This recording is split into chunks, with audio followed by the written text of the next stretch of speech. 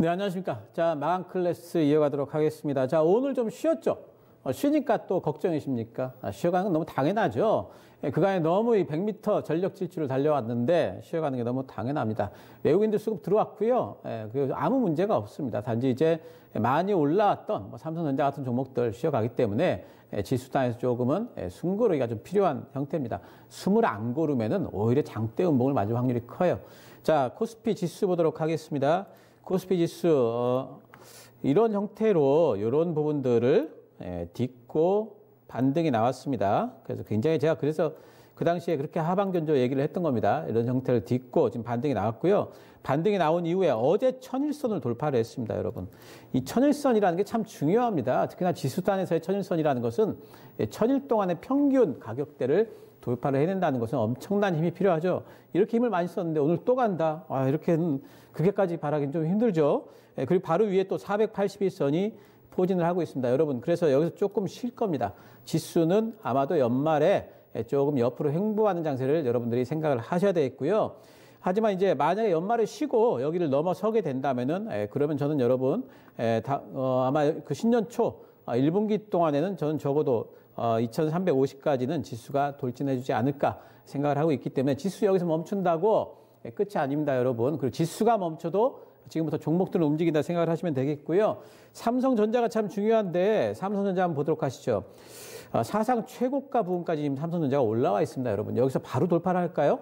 조금 비상식적이죠. 이런 데서는 분명히 저 아래에서 매수한 사람들은 또 차익성으로 매도한 사람도 분명히 생기기 때문에 또 숨고르기가 또 있어야 될 겁니다. 하지만 삼성전자도 저는 6만 원 단 충분히 또 상반기 동안에 갈 수 있을 거라고 생각을 하고 있기 때문에 중기적으로 본다면은 전혀 문제가 없습니다. 단지 단기 매매 하시는 분들 단기적으로는 좀 대응을 해주시면 나중에 또 잡을 기회가 또 있겠죠.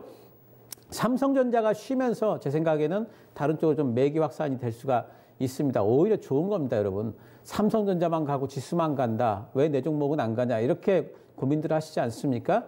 지수 좀 쉬고 삼성전자 좀 쉬면은 거기서 빠진 자금들이 다른 쪽으로 또 확산이 될 수가 있기 때문에 나쁘게 생각하실 필요가 전혀 없겠습니다. 그래서 IT 여전히 주도주고요. 그리고 IT의 가장 센 종목들은 쉽게 죽지 않습니다, 여러분. 그러니까 뭐 하루 이틀 정도 쉰다고 해가지고 또는 연말에 조금 소강 상태 온다고 해가지고 너무 실망하실 필요는 전혀 없겠습니다. 자, 오늘 중국 소비주들 좀 움직였죠. 화장품주들 움직였습니다. 아모레지 한번 보도록 하겠습니다. 오늘 움직인 거는 이제 단기적으로는 아마도 이제 한중일 정상회담이 있기 때문에 이제 움직인다 이렇게 봐야 되겠고, 하지만 중기적으로는 이제 아무래도 이제 미중 무역 협상이 완료가 되게 되면은 그러면은 중국 쪽에 소비가 더 늘어날 것 아니겠는가? 또 이제 우리나라와 관련된 관계 개선도 이번에 한중회담에서 뭔가 좀 이루어지게 된다면은 우리나라 쪽으로 오게 되는 이제 그런 중국 관광객들 면세점 어떤 그런 부분들이 훨씬 더 좋아지지 않겠는가 하는 기대감을 가지고 움직이고 있습니다. 아모레지 같은 경우에는요, 9만 원 단에 지금 480선이 딱 포진을 하고 있습니다.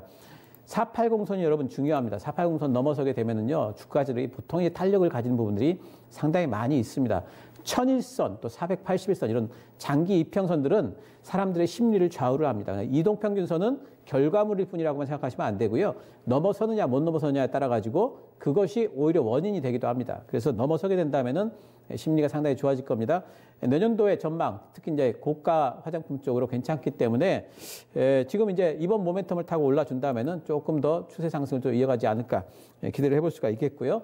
자, 오늘 배터리주들, 2차전지 주도 관련주들 상당히 아침에 걱정이 많았는데 오후에 돼가지고 LG화학이 상승 마감을 했습니다, 여러분. 이제 LG화학은 이 부분에 있어가지고는 어느 정도 소화를 했다 이렇게 보는 것 같습니다.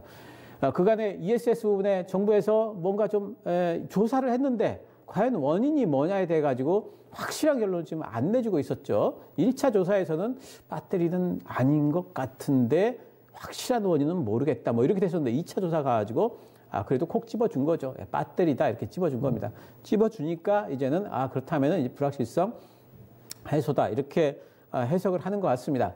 그래서 그 업체에서는 우리 배터리 문제가 아니다 하면 또 정부에다 맞대응을 또 하긴 할 텐데 적극적으로 또 해명을 하겠지만은 소송 가고 이럴 일은 아닌 것 같고요. 그거는 이제 업체한테도 그렇게 좋은 일은 아니기 때문에 이제는 어쨌든 간에 이 이슈를 어느 정도 좀 소화하는 구간인 것은 같습니다. LG화학이 그간의 2차전지 관련주들을 다 끄집어내리는 역할을 했습니다. 그 얘기는 뭡니까? LG화학이 반등한다면은 2차전지 관련 소재주들 반등이 나오겠죠. 2차전지 관련 소재주들이 다시 한번 신고가를 낼까요? 그렇게 되기는 조금 힘들 거예요. 왜냐하면 밸류가 너무 높아서. 하지만 이번에 많이 빠졌던 부분의 낙폭을 많이 또 만회할 수 있는 건 충분합니다. 왜냐하면 내년도부터 유럽 쪽에 특히 독일을 중심으로 해가지고 전기차 쪽이 굉장한 드라이브를 걸고 있습니다. 지금. 그래서 그런 부분들을 본다면은 소재주 지금 가지고 계신 분들 절대 실망하실 그런 단계는 아니다. 이렇게 생각을 하시면 되겠고요. 자, 지금부터가 이제 좀 중요한데요. 뭐 IT들 주도력이 굉장히 여전할 겁니다. 그래서 지금부터 이제 연말까지도 계속해가지고 내년 연초까지도 IT는 계속해가지고 우리 시장을 주도한다. 이렇게 보시면 되겠고요. 삼성전자를 다시 한번 보도록 하죠. 삼성전자를 보시면은 만약에 삼성전자가 여러분들 생각에 좀 많이 빠졌다 싶으시면은 제 생각에는 한 54,000원 정도까지 빠져준다면은 정말 좋은 가격인데 이 정도 된다면은 정말 여러분들이 여기 다시 한번 또 진입할 수 있습니다. 제가 지난번에 5만 원 밑에서는 무조건 적극적으로 진입을 하자 이렇게 말씀을 드렸었죠. 그 이후에 상당한 좀 그 반등이 좀 나왔는데 54,000원까지 이번에 또 만약 빠져준다면 그건 굉장히 또 이제 아마 기회가 될 겁니다. 이렇게 하시는 방법이 있고 삼성전자를 접근하실 때는 두 번째 방법은 뭐냐면은 지금부터 조금씩 모아가시기를 하실 수가 있겠죠. 그래서 비중을 조금씩 늘려가는 형태로 그렇게 비중을 좀 모아가는 매집하는 형태로 접근하는 방법이 있겠습니다. IT가 내년도를 주도할 거라는 그런 부분. 지금 올라왔지만 아직까지 비싸지 않다는 부분은 지금 반도체에 대한 부분들이 계속 전망이 긍정적으로 변화하고 있다는 부분을 보셔야 되겠습니다. D램 쪽과 관련해가지고 내년도에 공급과 수요가 비스무리하게 어느 정도 균형을 잡히는 정도로 끝나지 않겠느냐로 그렇게 전망되던 것들이 요즘에 와가지고 특히 요 며칠간에 상당히 전망이 바뀝니다. 어떻게 바뀌냐면은 공급이 뭔가 좀 딸릴 것 같다. 내년 하반기에는. 이렇게 지금 바뀌고 있거든요. 이 얘기는 뭡니까? 삼성전자가 증설도 가능하다는 거죠. D램 쪽에 증설할까에 대해 가지고 상당히 좀 의구심이 많았습니다. 왜냐하면은 D램 쪽에 증설을 해서 물량을 많이 쏟아내면은 지금 가뜩이나 지금 그 D램 가격이 빠져 있고 이제 반등이 나오는데 또 가격도 빠지는 거 아닌가 이랬는데 이렇게 공급 축소 우려가 있다면은 그러면 삼성전자가 또 어쩌면은 또 증설할 수 있는 가능성도 있다 이런 부분들 이런 것들은 이제 장비주들이 지금 많이 올라와 있지만 더 갈 수 있다는 기대감을 또 불어넣을 수가 있겠죠. 물론 확인해 봐야 되겠고 20일까지 진행되는 삼성전자의 글로벌 전략 회의에서 아마 결론이 나겠죠. 그걸 좀 딱 잘 보셔야 되겠지만은 어쨌든 반도체를 중심으로 한 IT 종목들 앞으로 많이 남았다 이렇게 보셔야 되겠고요. 오늘 DB하이텍 같은 종목들 가지고 계신 분들 상당히 좀 많이 관심들이 있으셨을 거예요. 오늘 음봉이 나오니까 상당히 좀 이제 많이 우려가 좀 되시는 분들도 계셨겠지만 DB하이텍은요 제가 공개 방송에서도 말씀드렸지만은 확실한 고점 신호가 나올 때까지는 그냥 보유하셔도 됩니다. 하지만 신규 진입은 지금은 하지 마세요. 가지고 계신 분들은 확실한 고점 신호가 나올 때까지 계속 보유하세요. 그러니까 쌍봉이 나온다든가 고점 패턴이 나온다든가 할 때까지는. 근데 인제서 1차 음봉 나왔습니다. 그러니까 아직까지 매도 시기 아니에요, 여러분. 그러니까 지금까지는 충분히 보유하시되 단지 신규 진입하실 분들은 단타로만 접근하십시오. 제가 늘 말씀드리지만은 이렇게 고점에 있는 종목들은 대장주 단타로 하셔야 되는 거고요. 아니면 대장주가 살아있는 한 다른 종목들, 밑에서 아직까지 안 올라온 종목들을 좀 중기적으로 들어갈 수가 있는 부분들 그렇게 매매를 하시는 게 좋겠습니다. 자, 코스피가 이렇게 올랐는데 코스닥 한번 볼까요? 코스닥은요. 지금 코스피만큼 그렇게 재미가 없죠. 코스피를 보시면은 벌써 전고점 돌파가 나왔는데 코스닥은 아직까지 전고점 돌파를 못하고 있습니다.